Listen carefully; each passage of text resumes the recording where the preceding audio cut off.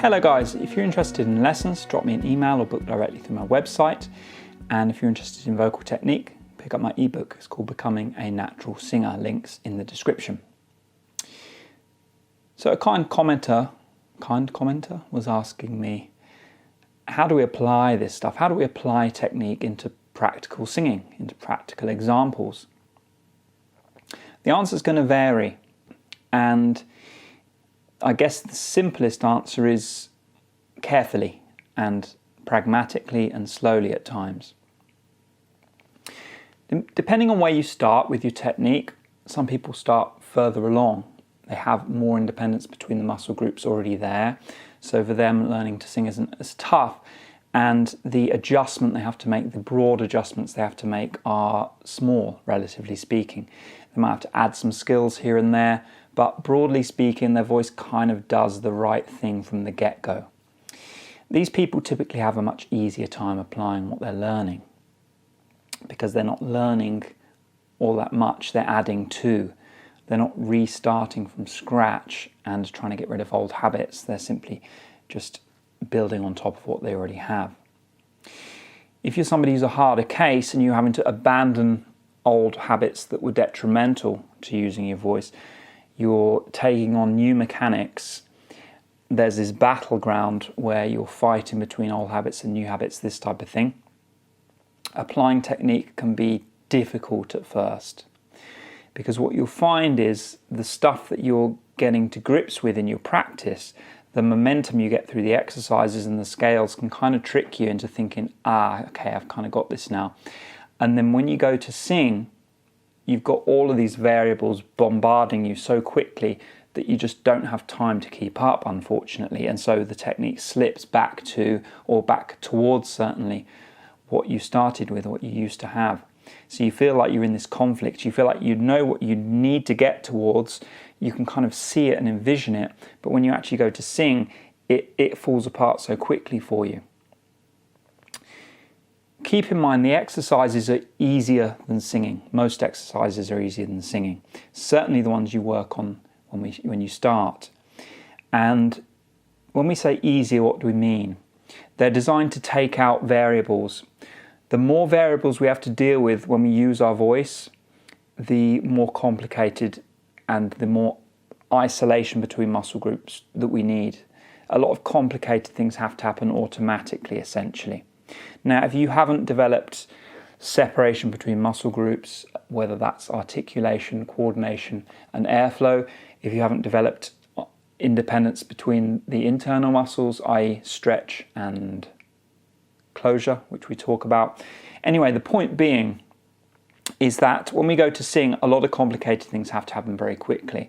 And if we aren't assimilated into that, we can hit trouble very quickly. So don't beat yourself up about it if you can't apply and produce great singing straight away. It's a process. Now, that being said, how would we just practically apply a concept? So if we do have an exercise that's working, say we can get a hum, a squeaky door, we can get a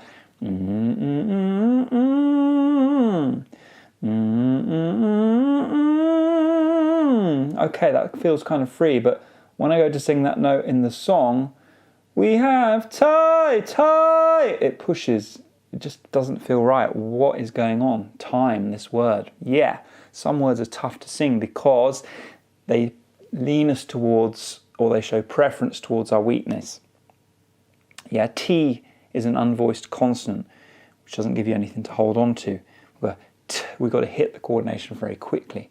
That's why you don't get any exercises starting with a T unless you're in a more advanced stage. But let's go back to this, yeah? What we do is we just simply put the word time where the exercise was.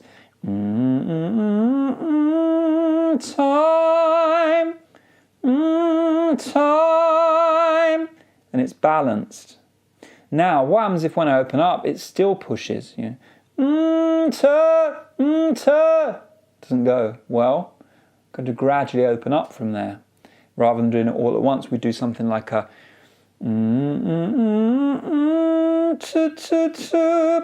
something like that, where the mouth stays closed, but we use the T just to give us a sense of what it feels like. Yeah, then we go to ta ta ta. Ta ta top.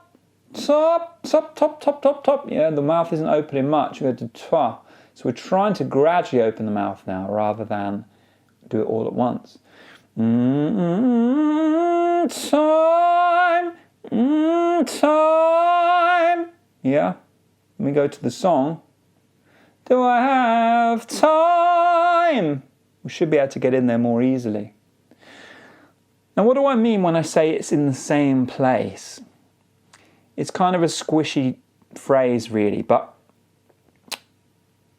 it's a kind of subjective thing. What I would say is when I'm experiencing what I would call mix or a balanced type of sound, there's a certain feeling of weightlessness or floating that I have, and this is why I make this type of action, because I feel like as I go up, if I hold on, it feels like the sound gets trapped.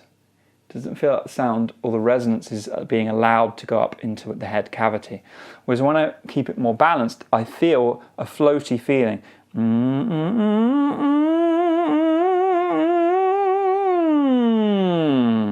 It feels like I'm transitioning and I don't feel like I'm hitting a glass ceiling. So we have to get used to this sensation and start gravitating towards it.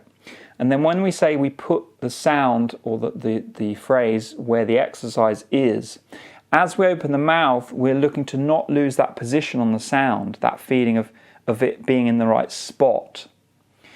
But these are all kind of things that are hard to latch onto. It's very easy for me to say that and you to do it incorrectly and say, yeah, I can feel that. Well, maybe, maybe not. And this is where somebody like me comes in to help. Yeah, we can go through something, an exercise, and I can say, yeah, it's kind of pulling a bit, needs to just dropping out the mouth. It needs to be up in a little bit of a better spot so it spins more. And then you can get into the finer details. But within these videos, we do some broad strokes and we just talk about, okay, broadly, what are we going for? So we find the exercise that sits best. We find the exercise that floats best, that feels like, yeah, that hits a sweet spot. A sweet spot hits a really nice spot. And then we work at gradually putting the phrase of the song where the exercise was. And just with that concept, you can pretty much expand out to anything, yeah? Because it's always one note, it's always some little thing. It's like, yeah, for me, it's mid-range, the R vowel, especially with air before it, like a ha, ha. Heart is really hard. Heart is probably the hardest word for me to sing. And there are various reasons for that. So I have to reinforce and remind myself constantly, okay, where does that need to go? How do I get it to the right spot? And often I can't just get there by saying heart. I have to get the reference point. Na na na na na na na ha na na na ha. I have to do that and then I have to go back to the phrase. Now that feels easy in the exercise, but if you give me a whole song to get there and I get one shot at that one note and I get no run up or no help, will I hit it? Who knows? Cross my fingers. Maybe half the time I will, half the time I won't. But the point is, we've got to find tricks and tools to help us get around the wall that the mind will put there when we've got incorrect old habits that we're trying to get rid of. And we just allow ourselves the patience and the time to let the technique come to us gradually. And realize that the bigger gap you're trying to, the bigger bridge that you're trying to navigate across, i.e. the further the distance between the old habits and the new habits, the bigger that gap, the more you're going to feel like, I've got this technique, but when I go to sing, it just doesn't work. And you're going to get frustrated in that. Allow the technique to come. It's going to take time to let go of the old habit, to embrace the new habit, and to really distance yourself from those old reflexes. When you're under pressure, you're going to go back to the deep reflexes that you had until a certain point, you cross a tipping point eventually, where even under pressure, you can hold onto the new habit. But that big gap that you're navigating, expect and predict that, I'm going to face a phase in this journey where I'm going to have the exercises kind of down in a lot of ways, but when I go to sing, it just feels tight. When I open up the mouth here and there, when I sing this word, this high note, it just pushes. It feels very frustrating. Certainly I can help you apply things and help you understand, well, what is it that went wrong in this phrase? But it takes time to cultivate these skills. So give yourself that time and don't get too impatient. One of the hardest things I have to try and get across to students, especially if they've got lofty goals about, they want to get their technique up to professional level, is it's going to take time. And wherever you're at. Yes, I wish when I started that I didn't have such bad coordinations built in and reinforced for quite a few years, but I did. And I can't do anything about that. So the journey for me was going to be longer, it was going to be harder. So wherever you're at, you've just got to accept it and realize those are the cards you're dealt, and you've got to walk through the process day by day, step by step. As you do, you'll learn a lot about yourself, you'll learn a lot about other people, and you'll learn a lot about life in general and how unfair it can be. And that's the reward, really. People think that great technique is the reward. Yeah, it's nice to sing well, but the maturity you get from facing an insurmountable challenge, from going on a journey that people just look at you and think you're an idiot, and surmounting that and saying, wow, they were wrong. I was able to get better. I was able to get a lot better.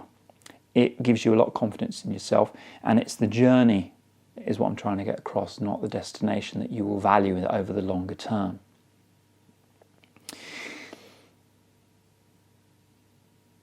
So this video kind of started out as, the idea of it was, let's talk about how to apply technique into songs, and it's got a little bit philosophical, it's got a little bit back into some of the details about the deeper levels of technique and what the challenges are. But as always, I hope it's helped. Let me know your thoughts down in the comments. Subscribe, thumbs up, all that good stuff, and I'll catch you next Tuesday. Take care, guys. Bye-bye.